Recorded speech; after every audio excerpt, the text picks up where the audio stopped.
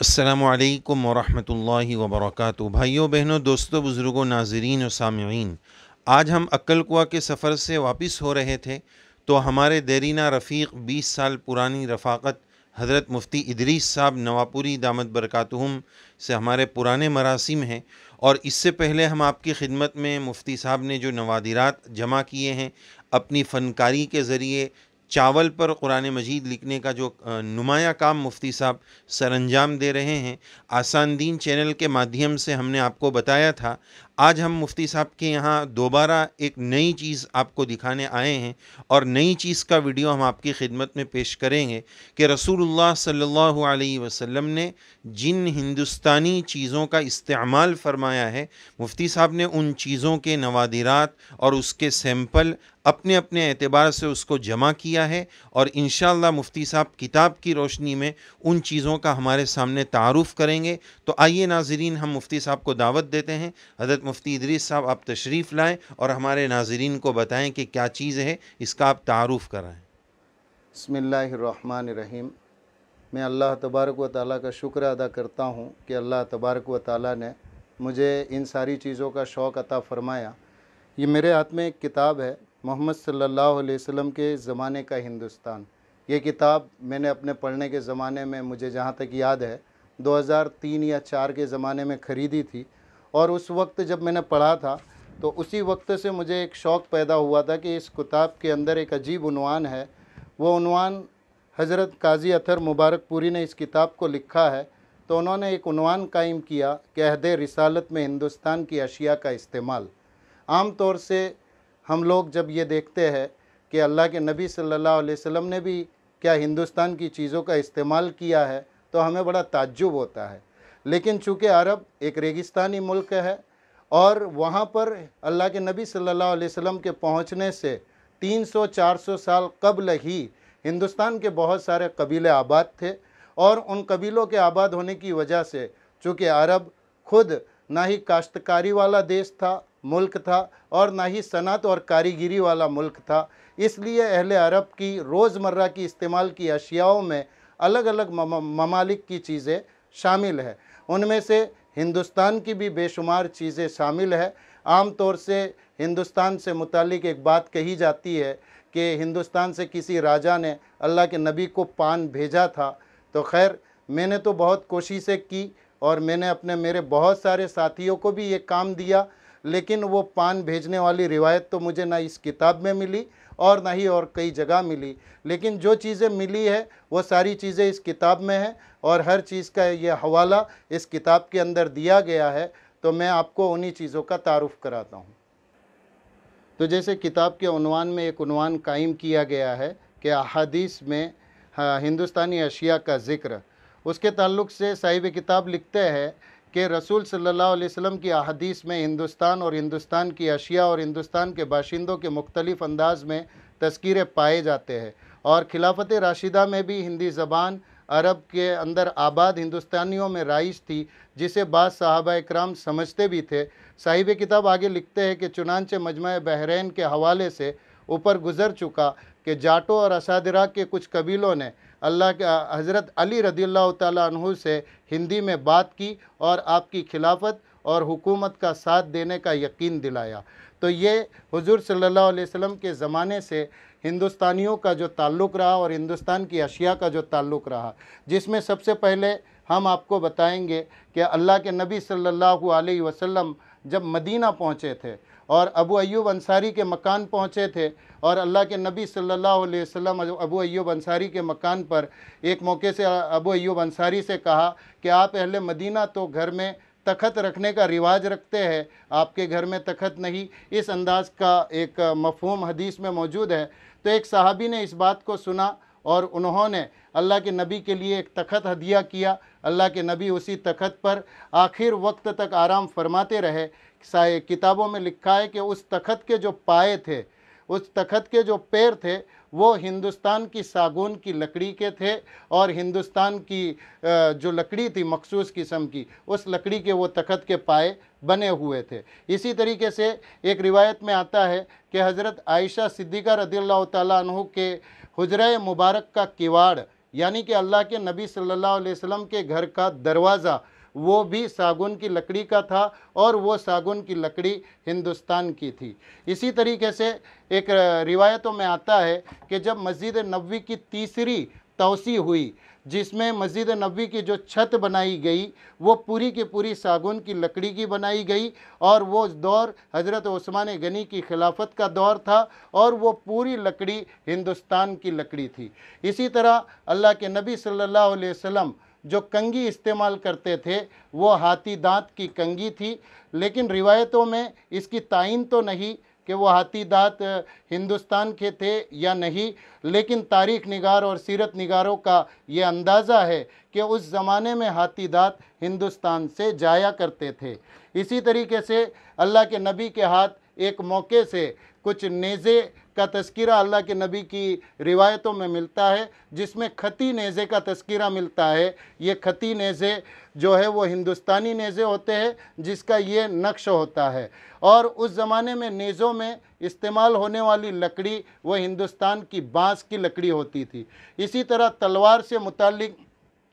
अल्लाह के नबी सल्लल्लाहु अलैहि वसल्लम की सीरत में ये बात मिलती है कि अल्लाह के नबी सल्लल्लाहु अलैहि वसल्लम के पास बनी कैनुका के असलाह में 3 तलवारें ऐसी आई थी कि वो 3 तलवारों का ताल्लुक़ हिंदुस्तान से था जो अल्लाह के नबी सल्लल्लाहु अलैहि वसल्लम के पास थी। इसी तरीके से अल्लाह के नबी सल्लल्लाहु अलैहि वसल्लम ने जो कॉटन के कपड़े इस्तेमाल किए, जिसको हम रुई के धागों से बने हुए कपड़ों की बात करते हैं, तो उन कपड़ों के बारे में भी सीरत निगारों का गालिब गुमान यही कहता है कि उस दौर में सबसे ज़्यादा कॉटन के कपड़े जो है वो हिंदुस्तान से जाते थे, जिसमें रिवायत के अल्फाज जो मिलते हैं वो साफ़ तौर पर ये मिलते हैं कि हज़रत आयशा सिद्दीक़ा रज़ियल्लाहु ताला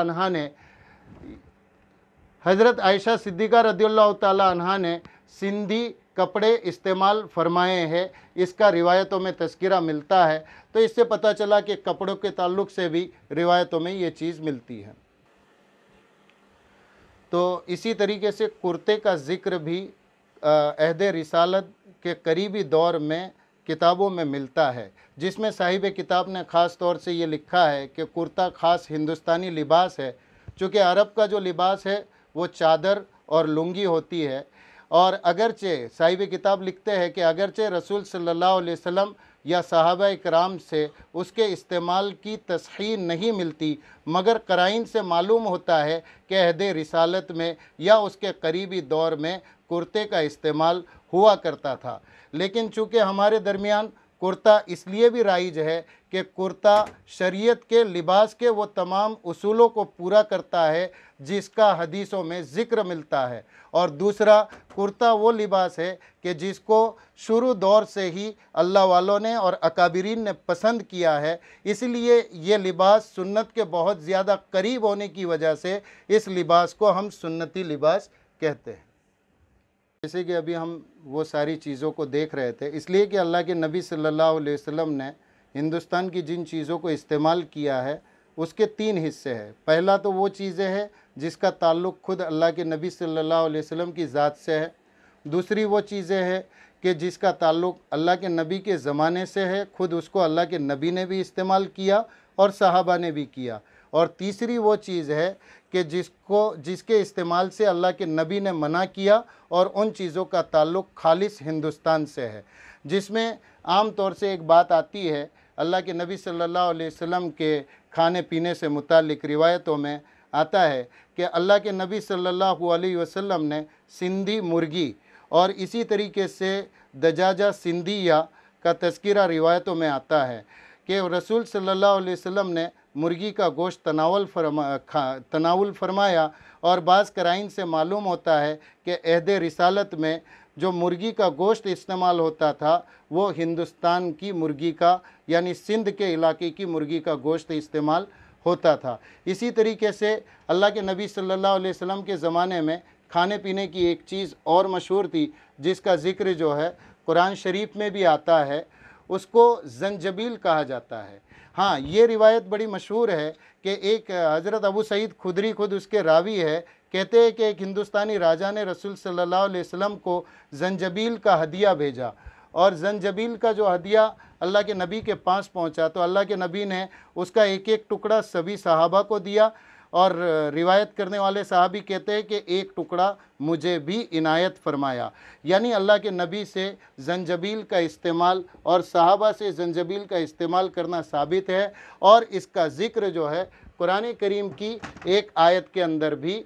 मौजूद है, जिसमें ये कहा गया है कि वह मिज़ाजुहा जंजबीला। इसी तरीके से अल्लाह के नबी सल्लल्लाहु अलैहि वसल्लम ने मुश्क, ऊद और काफूर जैसी खुशबुओं का भी इस्तेमाल किया, और इसी तरह लौंग जो हिंदुस्तान के मसालों की चीज़ है, इसके इस्तेमाल की इजाज़त दी। इस रिवायतों में आता है कि लौंग का इस्तेमाल, लौंग और ऊद की लकड़ी को धागे में पिरोकर हार बनाया जाता था, और वो हार बच्चों के गलों में डाला जाता था। सहाबा के दौर में इसके ज़रिए से सर्दी नज़ले के इलाज किए जाते थे। इस तरह यहाँ पर जो रिवायत मौजूद है इसमें, और दूसरी रिवायतों में ये मौजूद है कि ये जो हार था ये हज़रत हसन और हुसैन के गले में भी पहनाया गया था। इस तरीके से अल्लाह के नबी ने ऊद का भी मुस्तकिल इस्तेमाल किया। अल्लाह के नबी सल्लल्लाहु अलैहि वसल्लम ऊद का बखूर इस्तेमाल करते थे, और एक सहाबी कहते हैं कि जब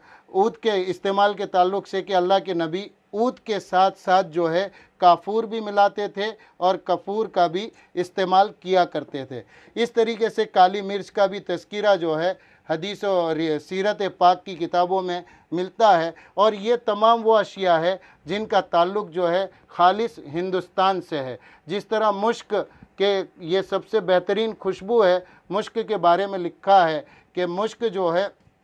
अरब में हिंदुस्तान की मुश्क बड़ी मशहूर थी, और इतनी मशहूर थी कि यहीं पर रिवायत के ये आखिरी अल्फाजों में लिखा है कि जब एक मौके से एक फ़ौज के अंदर कुछ लोग शरीक हुए तो इसमें जो मदीना के करीब मुश्क की तिजारती मंडी थी, उस मंडी के 400 के करीब अफराद जो है जो सिर्फ़ और सिर्फ मुश्क फ़रोश थे, वो उस मंडी में वो उस फ़ौज के अंदर शामिल हुए। इससे अंदाज़ा लगता है कि हिंदुस्तानी मुश्क का इस्तेमाल कितना था। इसके अलावा दो दवाओं के तज़किरे भी हदीस के अंदर मिलते हैं। एक दवा जो है जिसको किस्ते असफ़ार कहते हैं, और दूसरी जो दवा है जिसको किस्ते हिंदी कहा जाता है। ये किस्ते हिंदी है और ये किस्ते अज़फ़ार का जो है बुरादा है। इन दो दवाओं को अल्लाह के नबी सल्लल्लाहु अलैहि वसल्लम ने ख़ास तौर से ख़वातीन के इस्तेमाल की इजाज़त दी, इसलिए कि अल्लाह के नबी के दौर में ख़वातीन ने एक मसला पूछा था कि औरत हालत इद्दत के अंदर अपनी तहारत के बाद, आम तौर से अरब के औरतों में ये रिवाज था कि वो तहारत पर जो है खुशबुएँ इस्तेमाल करती थी, तो उन्होंने हालत इद्दत में तहारत के बाद खुशबू के इस्तेमाल करने के ताल्लुक़ से मसला दरियाफ़्त किया, तो अल्लाह के नबी ने जो है किश्ते असफ़ार के इस्तेमाल की इजाज़त दी। और किश्ते असफ़ार के इस्तेमाल के और भी बहुत से फ़ायदे हैं, और इसका ज़िक्र सियाह सित्ता और ख़ुसूसन बुखारी और मुस्लिम शरीफ की रिवायतों में भी मिलता है, और ये खालिस हिंदुस्तानी जड़ी बूटियाँ हैं। इसी तरीके से हदीस के अंदर एक अजीब बात मिलती है, लफ्ज़ बाबू,